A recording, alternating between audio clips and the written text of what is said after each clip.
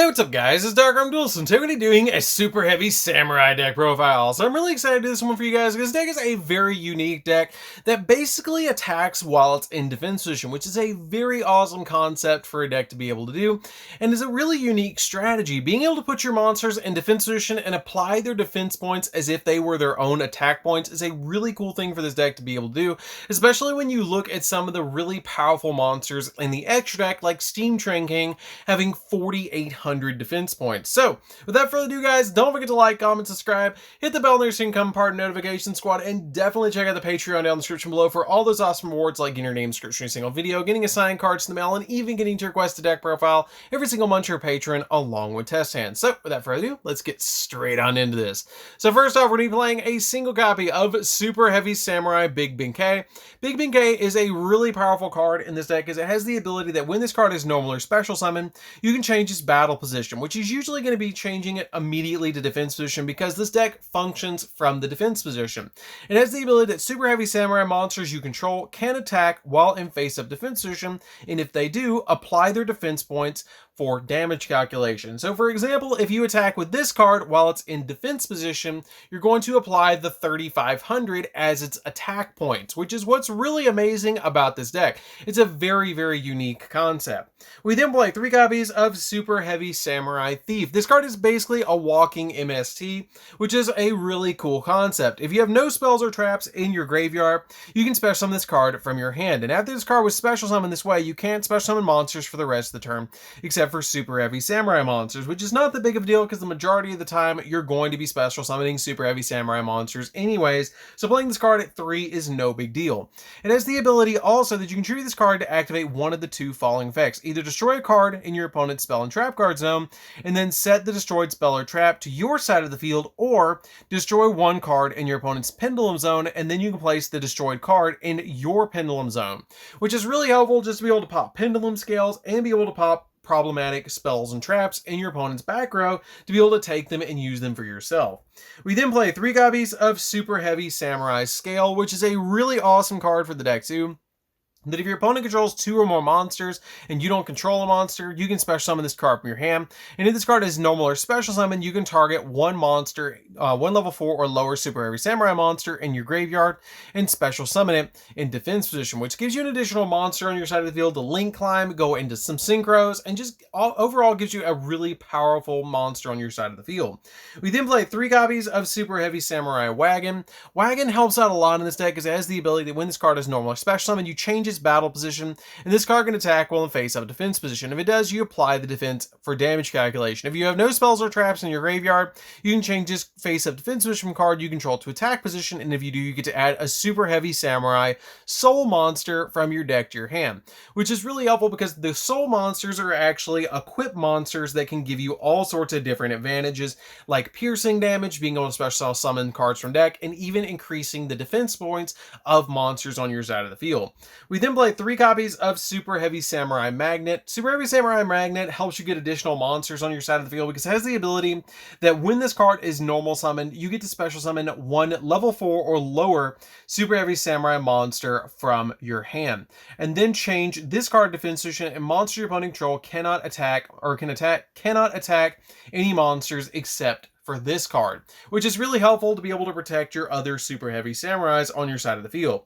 Then getting into these Super Heavy Samurai Soul cards, we're going to be playing 3 copies of Super Heavy Samurai Soul Piercer. Soul Piercer helps out the deck a lot because it has the ability that you get to target one Super Heavy Samurai monster you control and equip that monster with this card from your hand to your side of the field, which really helps out the deck a lot just to give you additional bonuses because the deck functions around using no spells and traps. So being able to use this card as basically an equip card is really helpful to give it additional abilities. So what this card does is when you equip it to that monster and can inflict piercing damage whenever it attacks a monster. And if this card is sent from the field to the graveyard, you can add a Super Heavy Samurai monster from your deck to your hand, except for another copy of itself. We then play 3 copies of Super Heavy Samurai Soul Peacemaker. Peacemaker helps out the deck because this card can equip itself to a Super Heavy Samurai monster you control, and has the ability that basically you can tribute a monster you control equipped with this card by this effect to special summon any Super Heavy Samurai monster from your deck, which is usually going to be your big Benkei, just to give you a 3,500 defense point monster. And so this card helps out a lot just to be able to do that. And it has also the ability that when this card is equipped to a monster by this effect, monster opponent control cannot attack monsters you control except the equipped monster as well, which can basically protect your other Super Heavy Samurais on your field. We then play 2 copies of Super Heavy Samurai Soul Horns. Soul Horns is a really good card, because while the equipped monster is equipped with this card, it can make a second attack during each battle phase, and then when this equipped card is sent to the graveyard, or excuse me, when this card is equipped to a monster by a card effect, you can special summon this card to your side of the field, which gives you an additional monster on your side of the field to give you more plays.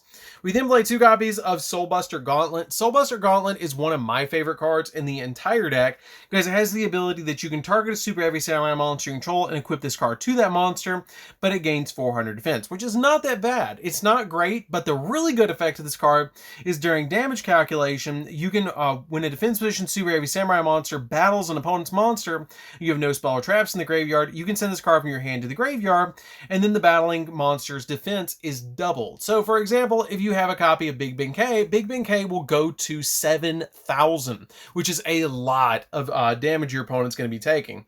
We then play 3 copies of Super Heavy Samurai Trumpeter, which is our level 2 tuner monster for the deck. This card comes in really handy as well, because it has the ability that if you have no spells and traps in the graveyard, you can special summon this card from your hand, and after this card was special summoned this way, you cannot special summon monsters for the rest of the turn except for Super Heavy Samurai monsters, and this card is tributed for the tribute summon of a Super Heavy Samurai and sent to the graveyard. Then you have no spells and traps in your graveyard, you can special summon this card back to your side of the field, essentially giving you a synchro play for whatever you tribute summoned.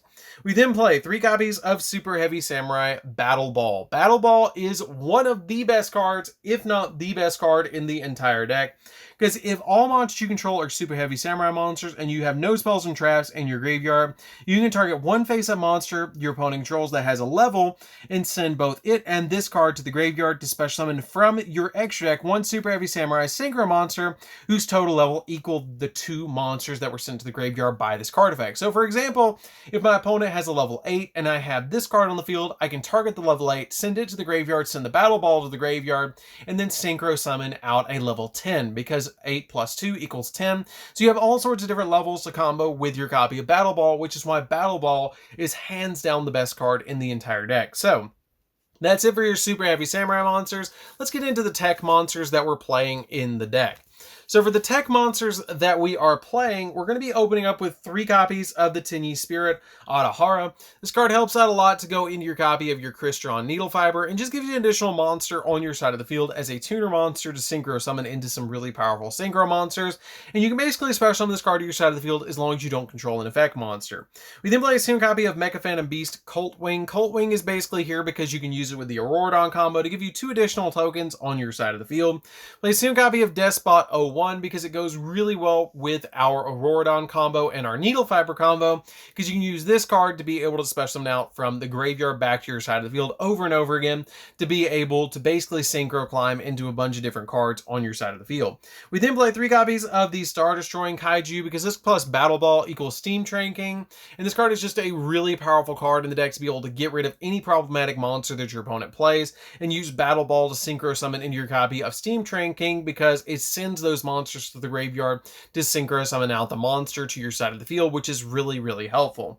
We then play 3 copies of Gamma Seal as well, the Turtle Kaiju. This card helps out because it can actually let you use your Battle Ball to go into your copy of your Warlord, which is a really, really helpful card to go into, and it's a 3,800 defense point monster. So basically you're playing the Kaiju package in here to be able to get rid of your opponent's problematic monsters and use Battle Ball to synchro summon them away to go into your really powerful synchro monsters, because it uses your opponent's monsters plus whatever monster that you have with like your Battle Ball on your side of the field to go into those really powerful monsters. So that's it for the main deck, guys. Let's get into the extra deck.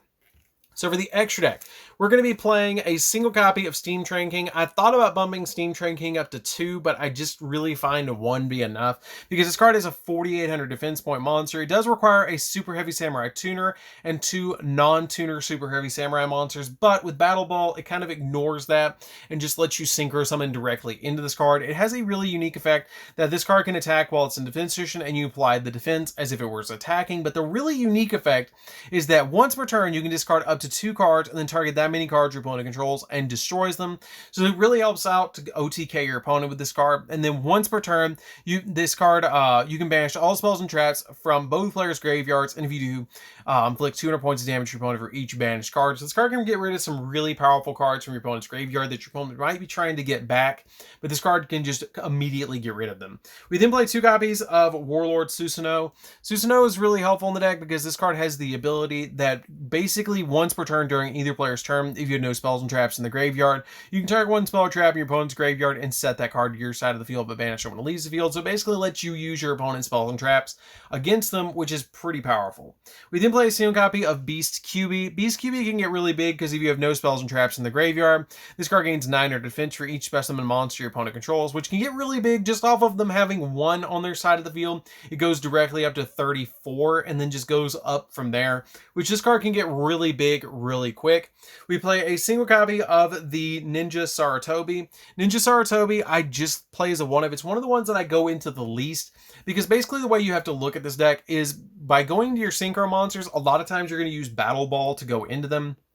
So your opponent's going to have to control a level 7 or basically a level 10, a level 8, a level 7, a level 6, and then basically you remove 2 levels from the monster to see what level of the monster your opponent's going to have. But this card is a really unique card because it has the ability that once per turn during either player's turn, if you have no spells and traps in the graveyard, you can target 1 spell or trap on the field and destroy it. If you do, inflict 500 points of damage to your opponent, which is a little bit helpful, but it's one of the cards that I did think about dropping for another Steam Train game. We then play a single copy of Stealth Ninja. Stealth Ninja is really good, but it does require a level 5 to go into this card because you're going to have to use Battle Ball plus a level 5 to go into this card. And it has the ability that you can have this card's original defense until the end phase. And if you do, this card can attack your opponent directly this turn, which you can basically do 1400 damage. And then once returned during either player's standby phase, after this card was destroyed by a card effect and sent to the graveyard, you can special summon this card back. So this card's a really good card to play as a 1-of in here.